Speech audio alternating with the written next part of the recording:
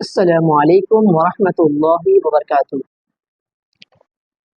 الحمد لله رب العالمين والعاقبة للمتقين والصلاة والسلام على سيد أشرف الأنبياء والمرسلين وعلى آله والناس أجمعين.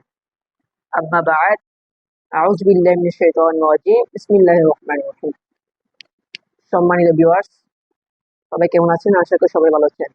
আপনাদের দোয়ায় আলহামদুলিল্লাহ আমিও ভালো আছি। তো প্রিয় ভিউয়ার্স, কালকে শুক্রবার ছিল, গতকালকে একটা শুটিং কারণে তাই ব্লগটি দিতে পারিনি।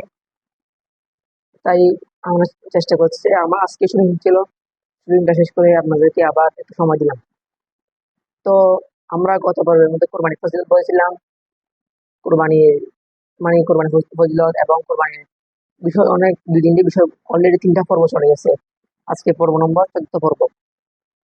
তো সবাই আপনাদের কাছে একটা অনুরোধ থাকবে, আপনার ভিডিওটি শেয়ার করে দিবেন। তো কথাবার্তা না বলে আমরা ভিডিও শুরু করি।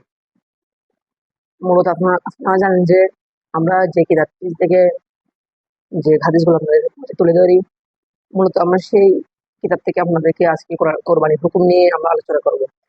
তো আজকে বিষয়বস্তু হচ্ছে কোরবানির হুকুম। মুসলমানদের জন্য কোরবানি একটি বিশেষ আমল। অর্থাৎ আমরা মুসলমান, যারা মুসলমান, কোরবানি করা একটা আমল এবং কোরবানি করা একটা ইবাদত।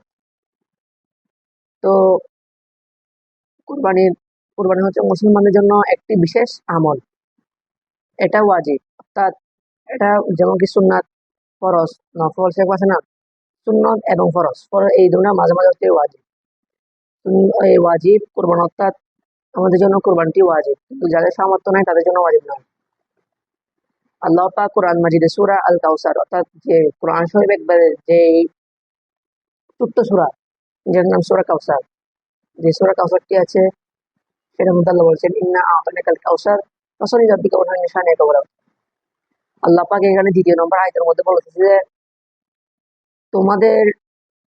তোমরা তোমাদের প্রতিপালকের উদ্দেশ্যে নামাজ কায়েম করো এবং কোরবানি দাও।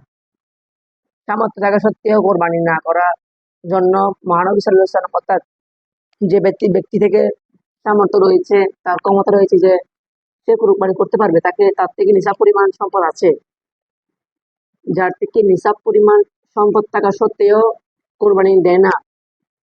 অর্থাৎ ধরেন আপনি যে কোরবানি পর আপনার মেয়ের বিয়ে, একটু গুরুত্বপূর্ণ কথা, আমার একটু মনোযোগ দিবেন। আপনার মেয়ের বিয়ে, সেখানে সেই জন্য আপনাদের টাকা লাগছে, তাই আপনি টাকা লিখে দিলেন। আমার নবী বলেছেন যে তোমরা আগে কোরবানি দিয়ে দাও, পরে যা হবে সেগুলো পরে হবে। অর্থাৎ আগে কোরবানি দিয়ে দেন। আপনি আপনার মেয়ের জন্য টাকা রেখে দিয়েছেন, সেগুলো পরে দেখা যাবে। আপনি আগে আল্লাহ দিয়ে সেই আমলটি তলব করে নেন। দিন এলম তলব করা খরচ, সেখানে এলম বলেছেন, আবার তলব করতে বলেছেন। তাই আমি আপনাদেরকে বলতে চাই, আপনারা আল্লাহর আমলগুলো তলব করেন। সামর্থ্য থাকা সত্ত্বেও কোরবানি না করার জন্য মহানবী সাল্লাল্লাহু আলাইহি ওয়াসাল্লাম সতর্কবাণী উচ্চারণ করেছেন। রাসূলুল্লাহ সাল্লাল্লাহু আলাইহি ওয়াসাল্লাম এর ব্যাপারে বলেছেন, যে ব্যক্তি সামর্থ্য থাকা সত্ত্বেও কোরবানি দিবে না, সে যেন আমাদের ঈদগাহ না আসে। অর্থাৎ আমার নবী বলেছেন যে যে ব্যক্তির সামর্থ্য রয়েছে সে যদি কোরবানি না দেয়, তার থেকে নিসাব পরিমাণ সম্পদ রয়েছে, তারপরে সে যদি কোরবানি না দেয়, তার থেকে ঈদগাহ ময়দানে যেতে হবে না। তাই আমার নবী এই হাদিসের মধ্যে এটাই বর্ণনা করেছেন। ইবনে মাজাহ সূত্র হিদায়াত 4th খণ্ড, পৃষ্ঠা নম্বর 427। রাসূলুল্লাহ সাল্লাল্লাহু আলাইহি ওয়াসাল্লাম মদিনা শরীফে 10 বছর অবস্থানকালে প্রতি বছর কোরবানি দিয়েছিলেন। অর্থাৎ আমার নবী হযরত মুহাম্মদ মুস্তাফা সাল্লাল্লাহু তাআলা আলাইহি ওয়াসাল্লাম মদিনা শরীফে 10 বছর অবস্থানকালে প্রতি বছর কোরবানি দিয়েছেন। আলহামদুলিল্লাহ, মাশাআল্লাহ। অর্থাৎ আমরা এখান থেকে শিক্ষা পাই যে কোরবানি হুকুম। অর্থাৎ যে ব্যক্তি সামর্থ্য থাকা সত্ত্বেও কোরবানি দেবে না, সে যেন ঈদগাহর ময়দানে না যায়। আপনার বিয়ে খুব পরে দেখা যাবে, আগে আপনি যে কামটি সেই কামটি শেষ করে নেন। তো আজকে বিষয়টি এতটুকু ছিল, কোরবানি হুকুম। আলহামদুলিল্লাহ, সবাই এখন গরু বেচা এবং কেনার জন্য সবাই ব্যস্ত রয়েছে। তো আপনারা দেখে গরু গরু কিনবেন। আজকে আমি একটা হাটে গিয়েছিলাম, আমাদের কালুঘাট একটা হাটে গিয়েছিলাম।